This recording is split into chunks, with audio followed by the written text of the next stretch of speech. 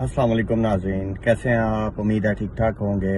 जैसा माहौल चल रहा है उसमें एक बड़ी जो है ना एक मज़ेदार खबर आई है जी, और वो मौलाना फजल रहमान साहब की तरफ से आई है, क्योंकि कल उनकी जो है ना वो धरना दे रहे हैं इस्लामाबाद के बाद दफ़ा 144 में भी बैठ के, और फिर उन्होंने उसमें जो है ना लोगों को अपना एक नोटिफिकेशन जारी किया है कि क्या क्या चीज़ें लेके आनी है, क्या क्या चीज़ें नहीं लेके आनी।